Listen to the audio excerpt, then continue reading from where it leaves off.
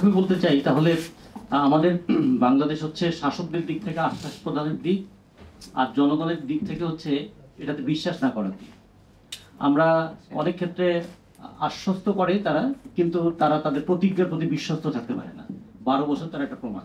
এর আগে আমরা বলেছি না যে বছরের পর বছর অপেক্ষা করেছি, এখন আমাদের বলতে হবে 12 বছরের পরে যুগের পর যুগ আমরা অপেক্ষা করছি। তাহলে এই অপেক্ষাটা শেষ হচ্ছে না। সেই ক্ষেত্রে আমাদের তো কিছুটা দায় আছে। সেই দায়টার মধ্যে একটা কথা আছে না যে স্লোগান দিয়ে দাবি আদায় করা যায় না, কিন্তু স্লোগান দিয়ে যে আমাদের দাবির বিরুদ্ধে দাঁড়িয়েছে তাকে চিহ্নিত করা যায়। আমরা ট্রেড ইউনিয়ন স্লোগান দিয়ে এইটা দেখিয়ে দিয়েছি যে বিচারহীনতা কাকে বলে, শ্রমিকদের অসহায়ত্বটা কি। রানা প্লাজা সেটা দেখিয়েছে, তাজরিন দেখিয়েছে, পরবর্তীতে হাসেম ফুডস দেখিয়েছে, বিএম কন্টেনার দেখিয়েছে, এবং প্রতিদিন আমাদের নির্মাণ শ্রমিকরা দেখাচ্ছে, আমাদের শিপ ব্রেকিং এ দেখছি, এবং আমাদের পরিবহনের ক্ষেত্রে দেখছি। ফলে আমাদের শ্রমিকদের জীবন যে কত অসহায় জীবন সেটা যেমন দেখছি, আর শ্রমিকদের ক্ষতিপূরণের পরিমাণ যে কত অকিঞ্চিতকর। মানুষ শ্রমিকদের শ্রমের মূল্য নাই, ন্যায্য মূল্য পায় না, জীবন হারাবার পরে তার ক্ষতিপূরণও অকিঞ্চিতকর। আমাদের মাথাপিছু আয় যেখানে $2,784 বলে সরকার বলে, একজন শ্রমিকের মৃত্যুর পর তার ক্ষতিপূরণ হচ্ছে $2,000। মানে 1 বছরের আয়ের চাইতে এক জীবনের মূল্য কম। ফলে এটা আমাদের চোখের সামনে দৃশ্যমান হয়েছে। আর একটা দৃশ্যমান হয়েছে যে বিচারকে প্রলম্বিত করার দুটো পথ আছে। একটা পথ কি, আসামির সংখ্যা বাড়িয়ে দাও, আর হচ্ছে সাক্ষীর সংখ্যা বাড়িয়ে দাও। রানা প্লাজার ক্ষেত্রে সেটা দেখেছি, এত বেশি সংখ্যক সাক্ষী নিয়ে নাম করা হয়েছে, এত বেশি সংখ্যক আসামি, যে তাদেরকে আর সেটা বিচার মানে শেষ করা যাচ্ছে না। ফলে আমরা মনে করি যে কৌশলে বিচারকে প্রলম্বিত করার যে প্রক্রিয়াটা আছে সেটা আমাদের সামনে দৃশ্যমান হয়েছে। আইনে এই যে অবহেলাজনিত মৃত্যুর শাস্তি কতটুকু, সেই শাস্তিটাও এত অকিঞ্চিতকর যে কেউ শাস্তির তোয়াক্কাও করে না। এখন যদি বিচারে একটা শাস্তি হয়ও, আর রানা প্লাজার রানা তখন বলবে আমি তো তার চেয়ে বেশি দিন শাস্তি ভোগ করেই ফেলেছি।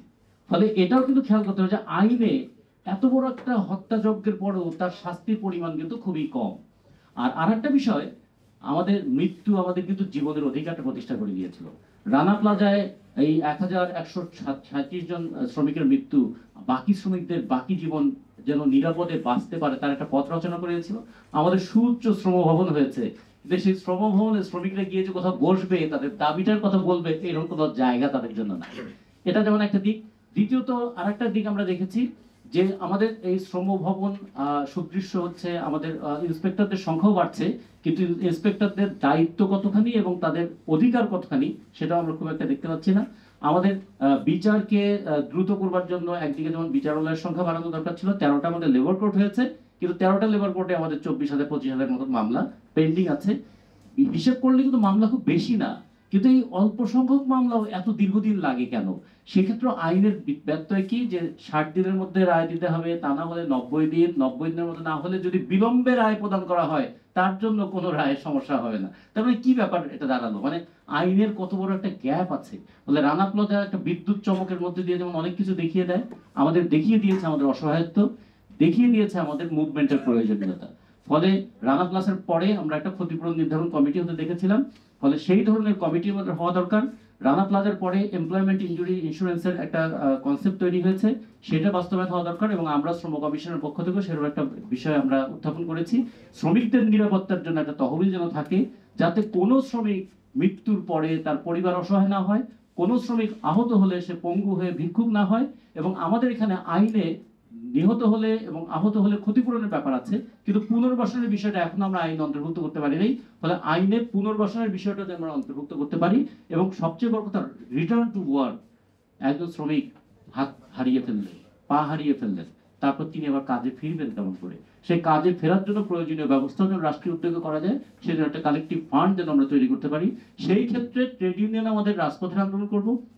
সেই ক্ষেত্রে ব্লাস্টের মতো সংগঠন যারা প্রতিনিয়ত আইনি সহায়তা দিয়ে, বুদ্ধি পরামর্শ দিয়ে আমাদেরকে সহযোগিতা করছে। ফলে একদিকে আন্দোলন এবং আইনি সহযোগিতা, আন্দোলন এবং আদালত দুইটার একটা সমন্বিত উদ্যোগে আমরা শ্রমিকদের অধিকারটা প্রতিষ্ঠা করবো। এই কথা বলে আপনাদের সবাইকে ধন্যবাদ।